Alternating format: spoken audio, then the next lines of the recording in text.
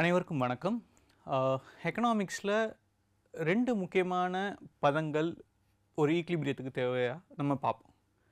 ஒன்று டிமாண்ட், இன்னொன்று சப்ளை. ஏற்கனவே நம்ம ப்ரீவியஸ் எபிசோட்ஸில் டிமாண்ட் கர்வ்னா என்ன, டிமாண்ட் கர்வை டிரைவ் பண்ணுறது எப்படி அப்படிங்கிறத பார்த்தோம்.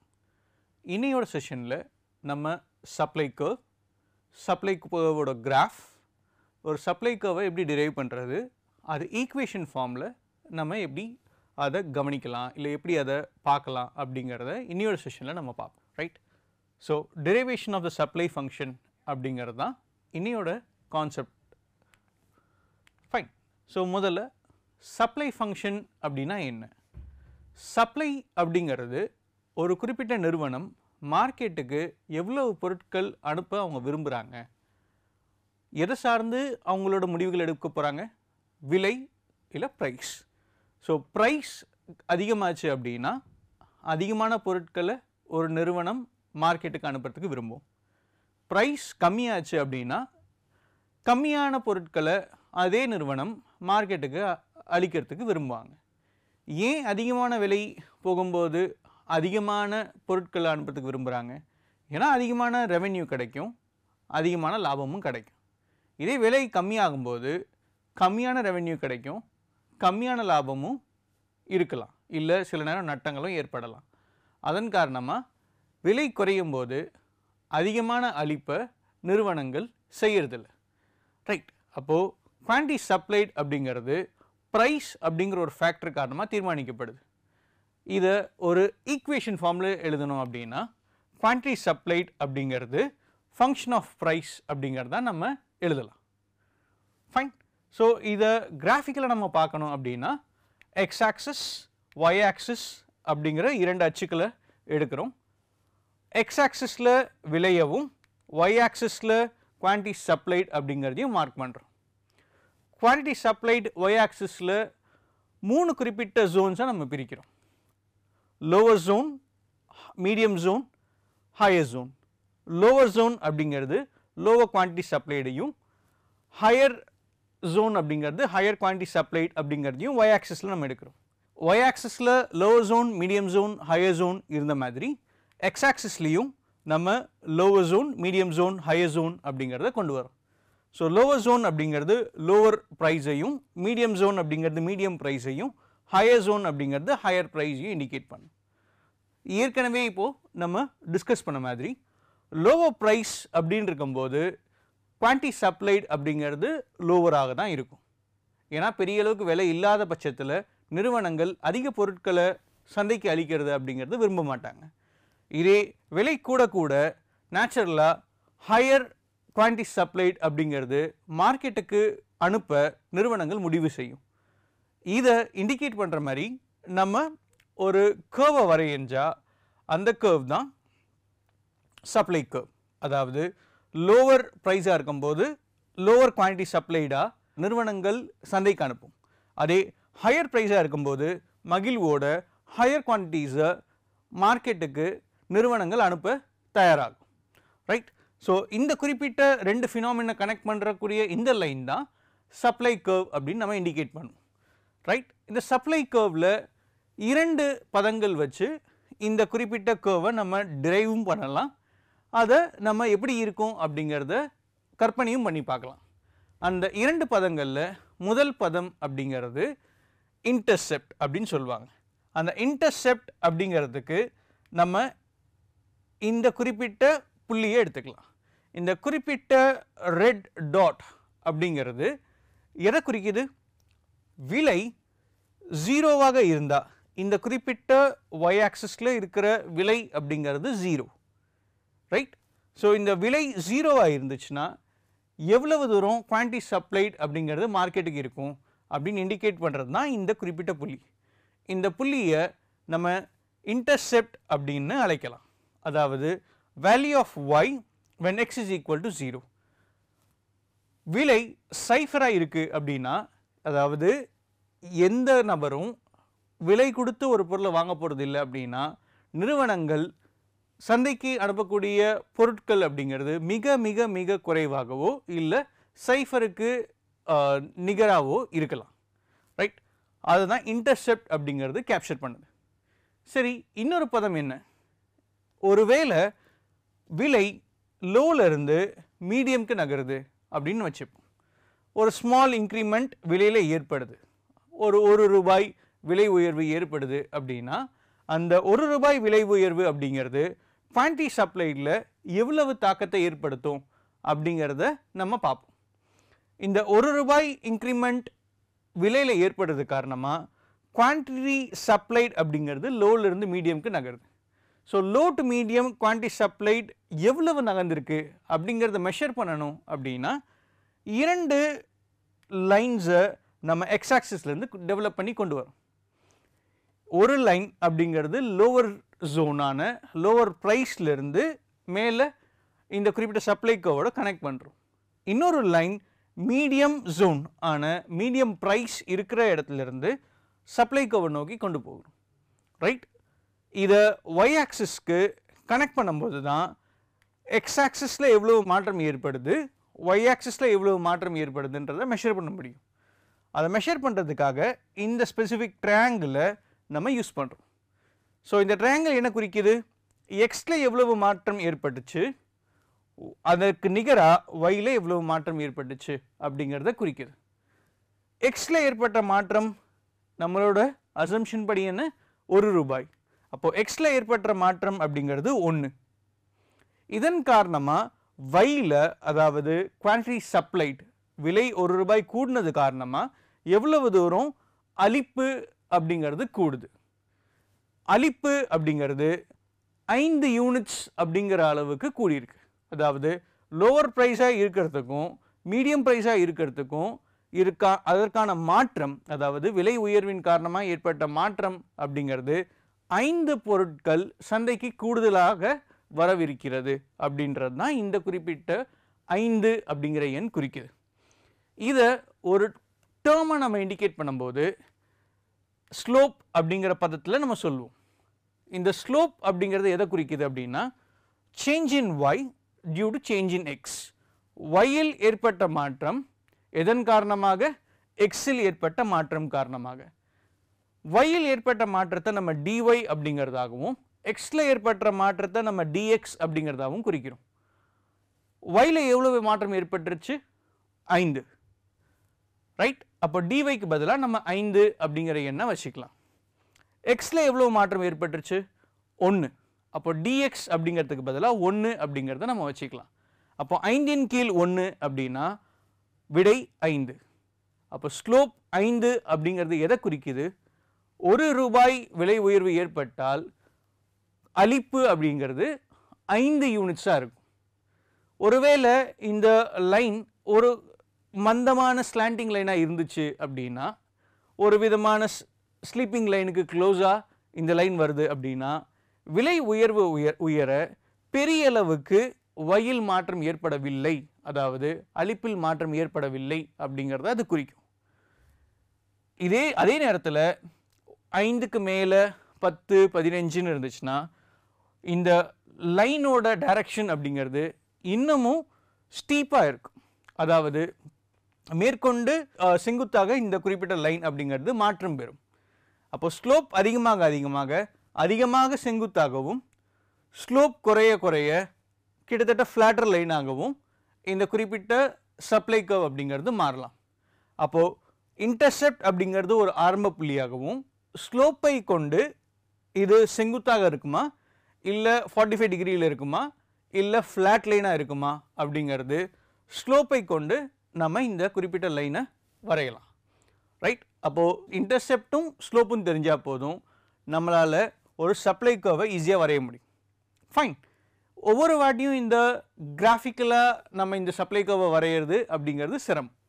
அப்போது அதை ஈக்குவேஷன் ஃபார்மில் மாற்றுறது அப்படிங்கிறது தான் புத்திசாலித்தனம். ஈக்குவேஷன் ஃபார்மில் மாற்றணும் அப்படின்னா ஆரம்ப புள்ளியான இன்டர்செப்டை நம்ம ஒரு பதத்தை கொண்டு அளிக்கலாம். அந்த பதம் அப்படிங்கிறது சி அப்படின்னு வச்சுக்கலாம். ஸ்லோப் அப்படிங்கிறது டி அப்படிங்கிற பதத்தோட நம்ம கனெக்ட் பண்ணிக்கலாம். ஸ்லோப் எதை சார்ந்து இருக்கு? விலை சார்ந்து இருக்கு. அப்போது பி அப்படிங்கிறது ப்ரைஸாக நம்ம எடுத்துக்கலாம். இந்த 3 குறிப்பிட்ட ஃபேக்டர்ஸை நம்ம ஒரு ஈக்குவேஷன் ஃபார்மில் ஜென்ரேட் பண்ணும்போது Q is equal to C plus dP அப்படிங்கிறது வருது. இதில் QS அப்படிங்கிறது quantity supplied, QS அப்படிங்கிறது quantity supplied அப்படிங்கிறத குறிக்குது. C அப்படிங்கிறது இன்டர்செப்டை குறிக்குது. D அப்படிங்கிறது ஸ்லோப்பை குறிக்குது. P அப்படிங்கிறது விலையை குறிக்குது. ரைட், இதுபடி இந்த குறிப்பிட்ட ஈக்குவேஷன் படி நமக்கு இன்டர்செப்ட், ஸ்லோப் மற்றும் விலை தெரிஞ்சால் போதும், நம்ம ஒரு சப்ளை கர்வோட ஈக்குவேஷனை டிரைவ் பண்ணலாம். ஃபைன். இப்போது சில புள்ளிகள் கொடுக்கப்பட்டு, உதாரணத்துக்கு விலை இதுவாக இருந்தால் அளிப்பு இதுவாக இருக்கும் அப்படின்னு சில புள்ளிகள் நமக்கு கொடுத்து, இதை கொண்டு நீங்கள் ஒரு சப்ளை கர்வை டிரைவ் பண்ணி கொண்டு வாங்க அப்படின்னு நம்மளை ஒரு கொஸ்டின் பண்ணலாம்.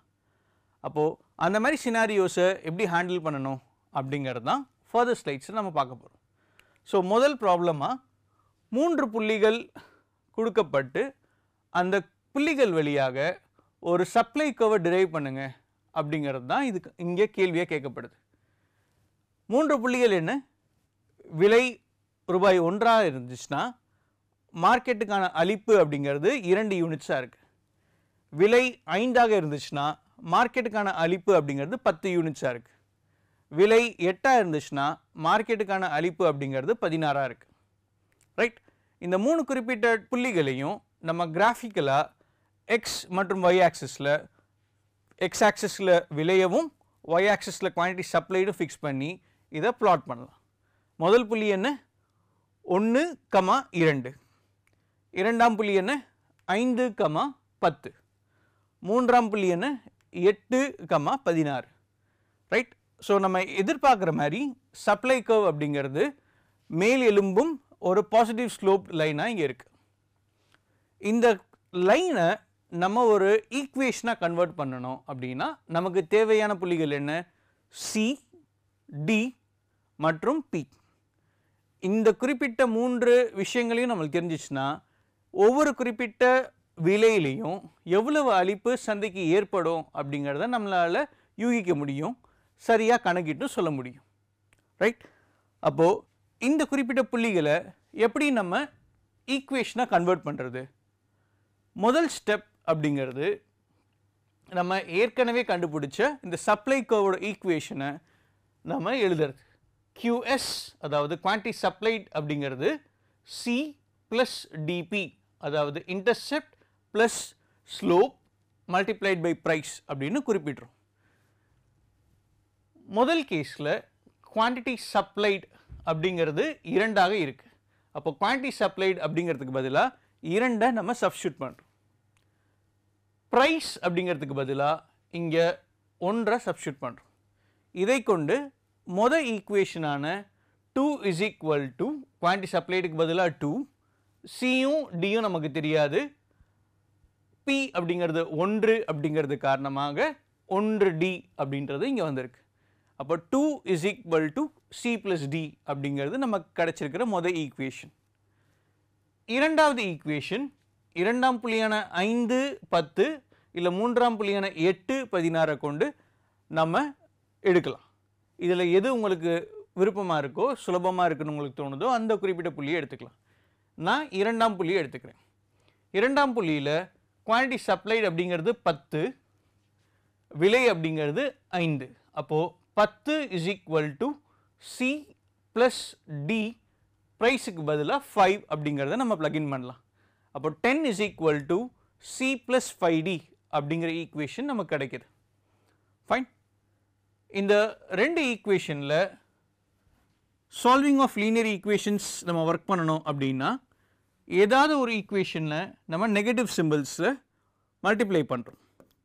ஸோ முதல் ஈக்குவேஷனில் நெகட்டிவ் சிம்பிளை லெஃப்ட் ஹேண்ட் சைட்லேயும் ரைட் ஹேண்ட் சைட்லேயும் மல்டிப்ளை பண்ணோம் அப்படின்னா -2 is equal to -C minus D அப்படிங்கிற ஈக்குவேஷன் கிடைக்கும். முதல் ஈக்குவேஷனையும் இரண்டாம் ஈக்குவேஷனையும் நம்ம கூட்டினா இந்த C அப்படிங்கிற பதம் எலிமினேட் ஆகும். ஏன்னா இங்கே கீழே பாசிட்டிவ் சி இருக்குது, மேலே நெகட்டிவ் சி இருக்குது. இது ரெண்டும் கூட்டப்பட்டால் இந்த சி அப்படிங்கிற பதம் எலிமினேட் ஆகிடும். 10லிருந்து 2 கழிச்சா நமக்கு கிடைக்கிறது 8. 5Dயிலிருந்து ஒரு Dயை கழிச்சோம் அப்படின்னா நமக்கு கிடைக்கிறது 4D. அப்போது 8 = 4D அப்படிங்கிறது தான் இங்கே விடையாக நம்மளுக்கு கிடைக்கும். இதுலேருந்து நம்மளால் Dயை கண்டுபிடிக்க முடியுமா? D அப்படிங்கிறது 8/4, அதாவது 2. C மற்றும் D கண்டுபிடிக்க வேண்டிய இந்த குவரியில் நம்ம D அப்படிங்கிறத கண்டுபிடிச்சிட்டோம். இப்போ C அப்படிங்கிறத கண்டுபிடிக்க முடியுமா? மேலே கொடுக்கப்பட்டுள்ள 2 ஈக்குவேஷனில் ஏதாவது ஒரு ஈக்குவேஷன் எடுத்து அந்த ஈக்குவேஷனில் D ஓட வேல்யூ 2 அப்படிங்கிறத ப்ளக்இன் பண்ணோம் அப்படின்னா C ஓட வேல்யூ நம்மளால் ஜென்ரேட் பண்ண முடியும். ரைட்? ஸோ இப்போது ஃபஸ்ட் ஈக்குவேஷன் ரொம்ப சுலபமாக இருக்குது. 2 = C + D அப்படிங்கிறது இருக்குது. இதில் D அப்படிங்கிறதுக்கு பதிலாக 2 நம்ம ப்ளக்இன் பண்ணலாம். அப்போது 2 = C + 2. இந்த +2 அப்படிங்கிறது இன்னொரு பக்கம் போகும்போது -2 ஆகும். அப்போது C அப்படிங்கிறது 2 - 2 0 அப்படிங்கிறத நம்ம கணக்கிடுறோம். C அப்படிங்கிறது 0ஆகவும் D அப்படிங்கிறது 2ஆகவும் நம்ம கணக்கிட்டுட்டோம். நமக்கு சப்ளை கர்வோட ஈக்குவேஷன் ஜெனரல் ஃபார்ம் தெரியும். Right? Quantity supplied = C + dP. இதில் QS அப்படிங்கிறது ஜெனரல் ஃபார்ம். Cக்கு பதிலாக 0, Dக்கு பதிலாக 2, P அப்படிங்கிறது ப்ரைஸ். ரைட்? இதை சிம்பிளிஃபை பண்ணும்போது QS அப்படிங்கிறது 2P அப்படிங்கிறது தான் சப்ளை கர்வோட ஈக்குவேஷனாக இருக்கும். ஸோ இங்கே கொடுக்கப்பட்டிருக்கிற சப்ளை கர்வ் அப்படிங்கிறது QS = 2P. இந்த குறிப்பிட்ட ஈக்குவேஷனை வச்சு நம்ம விலை என்ன கொடுக்கப்பட்டாலும் அதுக்கு நிகரான அளிப்பு எவ்வளோ இருக்கும் அப்படிங்கிறத கணக்கிடலாம். உதாரணத்துக்கு நமக்கு விலை 30 இருந்தால் குவான்டிட்டி சப்ளைட் எவ்வளோவா இருக்கும் அப்படின்னு கேட்டாங்கன்னா இந்த குறிப்பிட்ட ஈக்குவேஷனில் QS = 2 × 30, QS அப்படிங்கிறது 60ஆக இருக்கும் அப்படின்னு நம்ம கணக்கெடுக்கலாம். ரைட்? நெக்ஸ்ட் ப்ராப்ளம் பார்க்கலாமா?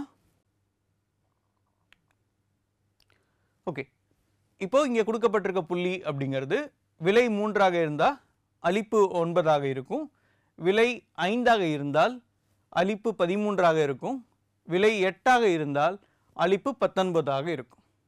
ரைட்? ஃபர்ஸ்ட் ஸ்டெப் என்ன பண்ணணும்? நம்ம சப்ளை கர்வோட ஈக்குவேஷன் ஜெனரல் ஃபார்மை கொண்டு வரணும். அந்த ஈக்குவேஷன் என்ன? QS = C + dP. முதல்ல நம்ம இந்த குறிப்பிட்ட புள்ளிகளை இந்த கிராஃபில் ப்ளக்இன் பண்ணலாம்.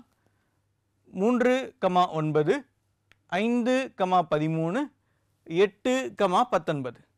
இந்த 3 புள்ளிகளை கிராஃபில் பிளாட் பண்ணதுக்கப்புறம் இந்த 3 புள்ளிகளை வழியாக ஒரு லைனை வரைஞ்சோம் அப்படின்னா அந்த லைன் தான் சப்ளை கர்வ். இப்போ இந்த சப்ளை கர்வை தான் நம்ம மாடல் பண்ண போகிறோம், அதாவது ஒரு ஈக்குவேஷன் ஃபார்மை மாற்ற போகிறோம்.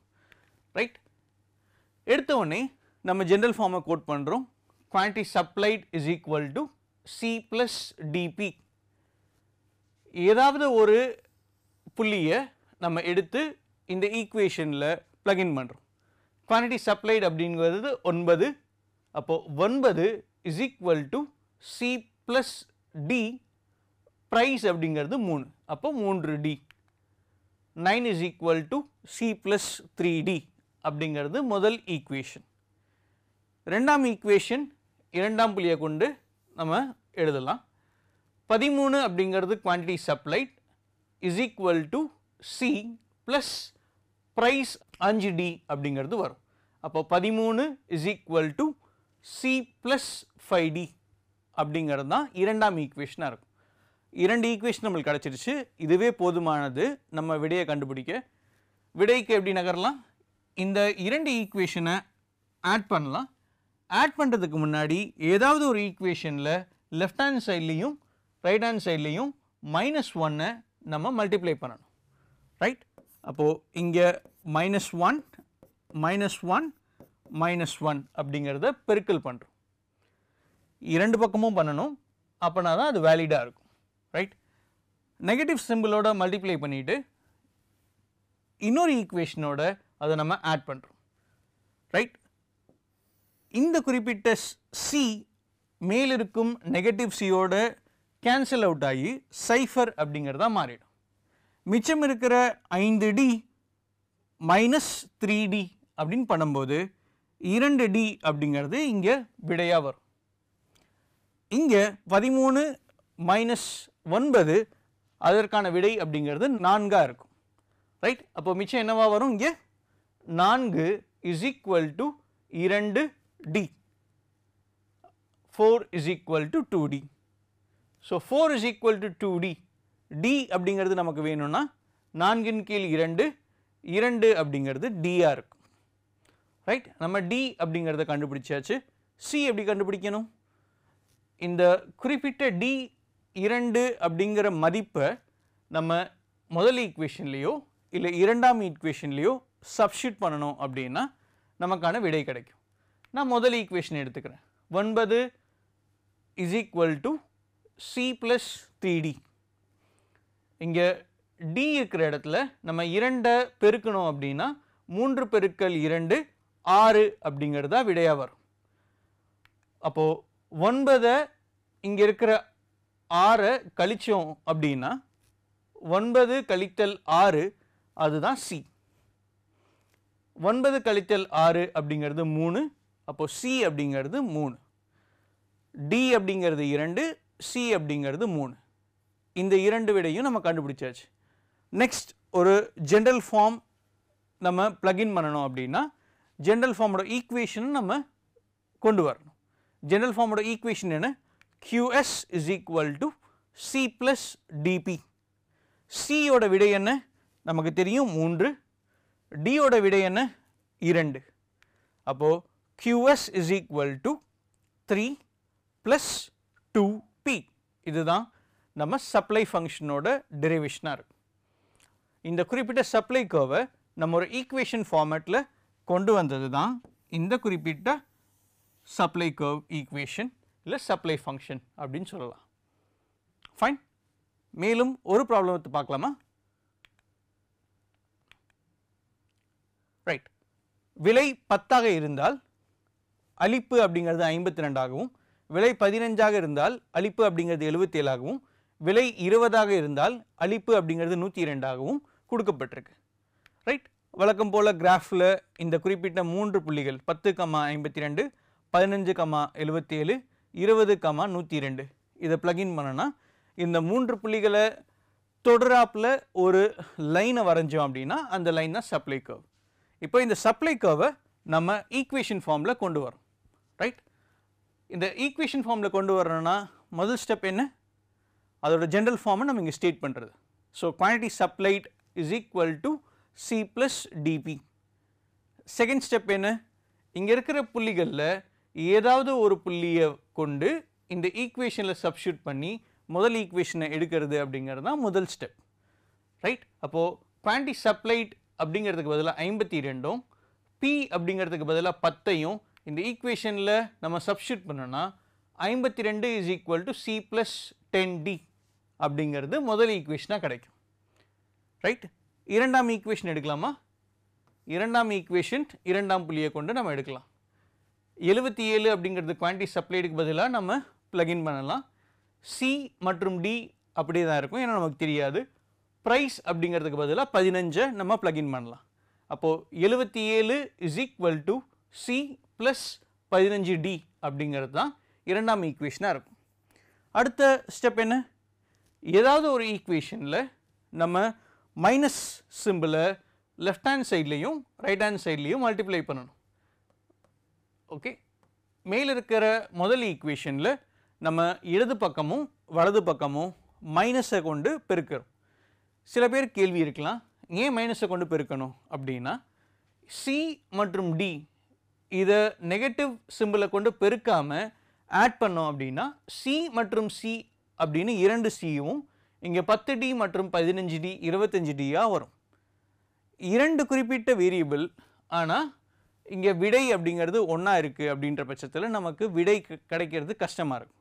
அப்போது ஏதோ ஒரு வகையில் ஒரு வேரியபிள் எதர் சியவோ இல்லை டியவோ நம்ம எலிமினேட் பண்ணிட்டோம் அப்படின்னா நம்மளால் சி மற்றும் டிக்கான விடைக்கு எளிதில் போக முடியும். அதற்காக தான் நம்ம இரண்டு பக்கமும் -1 கொண்டு பெருக்கிறோம். ரைட்? அப்போது -52 is equal to -c -10d அப்படிங்கிறது தான் இரண்டாம் ஈக்குவேஷன். சாரி, முதல் ஈக்குவேஷன். இந்த முதல் ஈக்குவேஷனையும் இரண்டாம் ஈக்குவேஷனையும் இப்போ நம்ம கூட்டும்போது இங்கே கீழே இருக்கிற சி மேலே இருக்கிற நெகட்டிவ் சியோட கூட்டப்படும் போது சைஃபர் அப்படிங்கிறது தான் அதுக்கான விடையாக இருக்கும். 15Dலேருந்து 10Dயை கழிச்சோம் அப்படின்னா மிச்சம் இருக்கிறது 5D. 77லேருந்து 52 கம்மி பண்ணோம் அப்படின்னா நமக்கு கிடைக்கிறது 25. ரைட்? அப்போ 25 சமம் எதற்கு? 5D அப்படிங்கிறதுக்கு. அப்போ டியோட மதிப்பு என்ன? 25 கீழ் 5 5 அப்படிங்கிறது தான் டியோட மதிப்பு. ஸோ டியோட மதிப்பை நம்ம கணக்கிட்டாச்சு. சியோட மதிப்பை நம்ம முதல் ஈக்குவேஷனை கொண்டோ இல்லை இரண்டாம் ஈக்குவேஷனை கொண்டோ நம்ம கணக்கிடலாம். நம்ம முதல் ஈக்குவேஷனை எடுத்துக்கலாம். 52 எதற்கு சமம்? சி மற்றும் 10D அப்படிங்கிறதுக்கு சமம். இதில் டிக்கான மதிப்பு 5 அப்படிங்கிறத இங்கே நம்ம பிளக்இன் பண்ணலாம். டிக்கான மதிப்பு 5ன்னு இருந்துச்சுன்னா 10 பெருக்கல் 5 அப்படிங்கிறது 50 இங்கே வரும். அப்போது 52 எதற்கு சமம்? சி கூட்டல் 50 அப்படிங்கிறதுக்கு சமம். இந்த 50 எதிர்பக்கம் கொண்டு போகும்போது -50 அப்படிங்கிறது தான் மாறுது. 52 -50 அப்படிங்கிறது தான் சி. 2 அப்படிங்கிறது தான் 52க்கும் 50க்கும் உள்ள வித்தியாசம். அப்போ சியோட மதிப்பு அப்படிங்கிறது 2. ரைட்? சி கண்டுபிடிச்சாச்சு 2, டி கண்டுபிடிச்சாச்சு 5. அடுத்து நம்ம என்ன பண்ணணும்? சப்ளை கர்வோட ஜென்ரல் ஃபார்மை கொண்டு வரணும். சப்ளை கர்வோட ஜென்ரல் ஃபார்ம் என்ன? Quantity supplied is equal to C plus DP. சியோட மதிப்பு என்ன? கணக்கிட்டாச்சு 2. டியோட மதிப்பு என்ன? கணக்கிட்டாச்சு 5. அப்போது சிக்கு பதிலாக 2ஐயும் டிக்கு பதிலாக 5ஐயும் நம்ம பிளக்இன் பண்ணணும். Right? So quantity supplied is equal to 2 plus 5p. இப்போது உதாரணத்துக்கு இங்கே p அப்படிங்கிறதுக்கு பதிலாக உங்களுக்கு ஒரு 50 அப்படிங்கிற ஒரு தொகையை கொடுத்து quantity supplied எவ்வளவுன்னு கண்டுபிடிங்க அப்படின்னு கேட்டாங்கன்னா இதற்கான விடை கண்டுபிடிக்கிறது ரொம்ப சுலபம். 2 கூட்டல் 5, விலை அவங்க கொடுக்கப்பட்டது 50. ரைட்? விலை 50 இருந்ததுன்னா அளிப்பு அப்படிங்கிறது 2 + 250 252 அளிப்பு இருக்கும் அப்படிங்கிறதா நம்ம விடை சொல்லலாம். இன்னைக்கு நம்ம சப்ளைனா என்ன, சப்ளை கர்வ் அப்படிங்கிறது தான் எப்படி இருக்கும், சப்ளை கர்வ் எப்படி மதிப்பிடுறது, சப்ளை கர்வ் எப்படி ஒரு ஈக்குவேஷனாக மாற்றுறது, மாற்றப்பட்ட ஒரு ஈக்குவேஷனில் ஒரு குறிப்பிட்ட விலையை கொடுத்து சப்ளையை கண்டுபிடிங்க அப்படின்னா அதற்கான சப்ளை வேல்யூவை எப்படி கண்டுபிடிக்கிறது போன்ற விஷயங்களை பார்த்தோம். அடுத்த செஷனில் வேறு ஒரு தலைப்பை எடுத்து நம்ம அதில் ஒரு கண்டென்ட்டை டெவலப் பண்ணுவோம். ரைட்? தேங்க்யூ. பாய்.